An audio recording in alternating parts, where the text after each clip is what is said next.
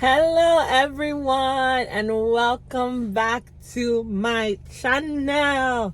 If you're just seeing my face for the very first time, hi, my name is Adora and you're watching Life with Adabeke. Please don't forget to like this video, share, subscribe, all that good stuff.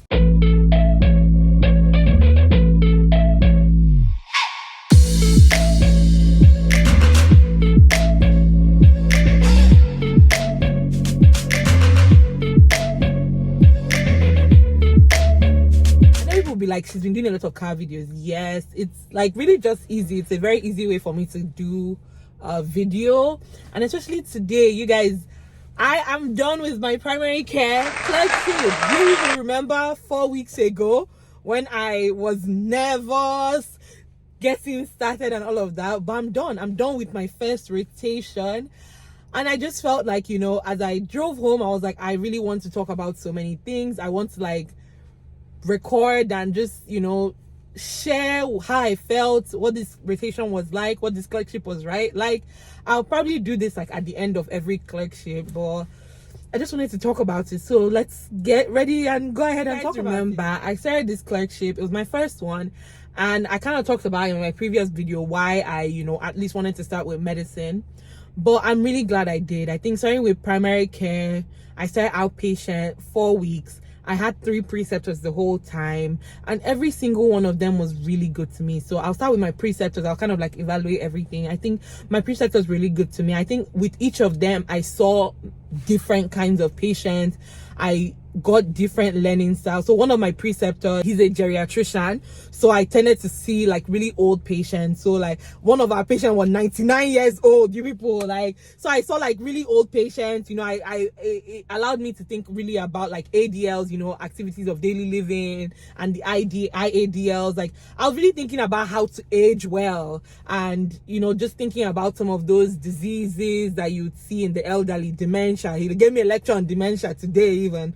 You know, you're thinking about dementia, you're thinking really about like, oh, how does Medicare work? Because that's what a lot of elderly folks use. So like, I think with him, I really experienced geriatric medicine, and it was nice. I think it was really nice to have that, you know, have that experience. One of my other preceptors, I think with her, you saw everything really, because she's a new attending. And so with her, you know, it was really like, you have no idea. I think with her, it was a case of, I really did not know what was going to walk in through the door. So I saw your bread and butter medicine, your hypertension, high cholesterol, all of that. But I also like saw acute care. You know, I just saw really everything with her. And I thought with her, she gave me what I felt like was the most control. She was really okay with me picking my patients. Like, she was like, who do you want to see? So I think with her, like, I could stay within my comfort level if I wanted to. I could push my comfort level if I wanted to. So I really like that about her. And then the third attending, I call him the teacher. He really came here to teach. I learned so much from him. Like, I think he pimped me the most.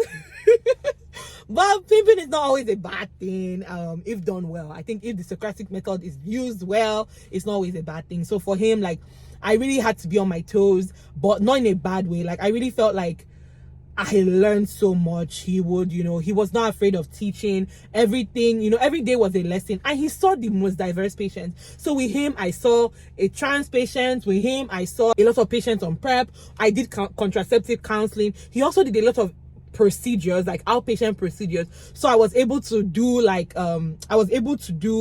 injections, like what's it called, like the most, I'm tripping on the word, but I did like injections with him. I did ear cleans. I did a skin biopsy, so a shave biopsy with him. Like, he did so many different kinds of a trigger point injection. So I did a trigger point. So with him, I did a lot of different procedures outpatient. So I learned so much. I learned a lot about antibiotics. I learned a lot about PrEP care. So like dealing with folks who had partners who had HIV, or who, you know, were having high risk sex. I did contraceptive counseling. So I think with him, I saw like the most diverse and interesting patients, I would say. I got to see like a different side of not the bread and butter family medicine with him. So I thought that was so interesting, and he really taught a lot. I think all my preceptors were really committed to my learning, and I really appreciate that so much. Like, everybody was invested in whether I was learning or not. They always gave me such good feedback. They would look at my notes and give me feedback. They would, give me feedback about my oral presentation. They would give me feedback about like my data. God, I really enjoyed this clerkship, as you guys can tell. Like I really had a lot of fun, and I think everybody was really invested in my growth and my learning. And as this was my first clerkship, I would really give it a 9 out of 10. I thought it was really phenomenal. You guys, one of the things I'm so scared about is I really got to like meet really great and phenomenal people. Everybody was really nice to me. The nurses were nice to me. The front desk, like they had like birthday parties and I would be included. They would order, like when they order things for the entire office, they order for me too. Like everybody really they really looked out for me in that office. So now I'm about to go into the hospital and learn new names and like learn new people. But I'm not afraid of a challenge. But it's just sad because I really like them. But they didn't treat me like I was stupid. They didn't treat me like, oh, you're a medicine, you don't know anything. No, like they would involve me. They would let me know anything that was going on with a patient before. Like they would give me a heads up. Oh, this patient, like, they're not really happy today. Just be aware. They would tell me, oh, don't even bother discussing flu shots with this person. They're like a conspiracy theorist. Like they would always keep me out. Like they would give me all the tea about the patient before I went in. And I worked very well with them. If there were skills we needed to complete, and I knew that those were skills that the nurses usually did, like something called a time up and go, and even doing the shots, the immunizations, it's usually the nurses that would do it. So if that was something I wanted to do, I would just go and ask them and they would be like, sure, no problem. Like even the ear cleaning, like they involved me, like just anything that they thought would be interesting, they would involve me. They showed me where things were. Like they just made the entire thing so easy for me. Like they were so nice. Like all the nurses, shout out to you guys. If you ever somehow watch this video somehow, like really shout out to you guys for really making this experience a wonderful experience. The front desk, everybody just giving me all the heads up. Like nobody treated me like I was dumb. Nobody treated me like, they really treated me like I was part of the care team, and it made me feel more confident going into patients' rooms. It made me feel confident coming up with like a plan for the patients. Just everybody was really nice. I think some of the things I really learned in primary care is how to communicate. I think I'm a good communicator normally, but I had a lot of patients who would break down, who would cry, and just how to have really hard conversations. There were patients who were dealing with grief. There were patients who were dealing with really difficult life situations. And as a doctor, yes, you're under time constraint and something, but sometimes you just need to leave room for that kind of thing. Patients had questions, like trying to answer their questions, trying to come up with plans that fit their life, like because everybody is not cookie cutter. People have very different lives, so you have to make sure that anything you're saying works with what their life looks like. I think just asking some certain questions, like you never even know if you did not ask. Like you won't even know what someone is dealing with if you don't even just ask them, like, how are you even feeling, like how is your mood. And once you just ask, you don't even, the kind of responses you get from such simple questions can really alter the course of the visit. It can really alter like even the care plan, like how you approach somebody. Like sometimes there was a patient that asked that kind of question, and that's what made us go into like doing a social work referral for them. So that kind of thing, like you just don't even know. And I think this clerkship really reinforced for me. I mean, I have my master's in public health, but it reinforced for me the importance of social determinants of health. Like always have that in the back of your mind. People are not just themselves.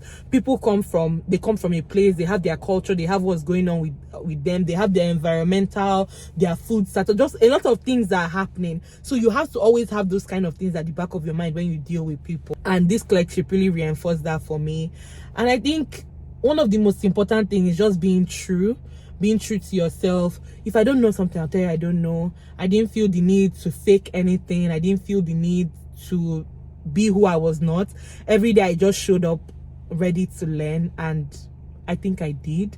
So this clerkship, like I said, I rated it a 9/10. Like, it was really good. It was a really good one to start with, and I really enjoyed it. I really enjoyed it. I'm sad that it's over, but I learned so much. And we have our medicine orientation tomorrow, and on Monday I start in the ICU. I'm starting in the ICU on Monday. I'm excited. I'm ready for any challenge. I dare Gidibam. And I look forward to it. I just wanted to, document what this clerkship really was for me. And yeah, go for it. Oh, I forgot one last thing. I really learned in this clerkship that a lot of men would not survive without their wives. The amount of men that don't remember their medical history, they don't even know like what their illness that they are having is. Like, their wives just know everything. Like, just like, how would you have survived if she was not here? I think I saw a lot of wives taking care of husband. I saw children taking care of parents. I even saw like sister taking care of brother, like siblings taking care of each other. I didn't really see a lot of the husband was the one taking care of the wife. I didn't see a lot. I saw that maybe once, and it was just because she didn't speak English. And I don't even think he did such a good job with that, honestly. But I saw it the other way around, or different ways. But this clerkship, jig. But thank you guys so much for watching my channel. Continue to like, continue to share, tell me more of what you like to see. I'm probably going to do something like this at the end of every clerkship, just like, a little debrief, a little summary, here and there. But till the next time I see you guys, I remain your girl Adabeke. Bye.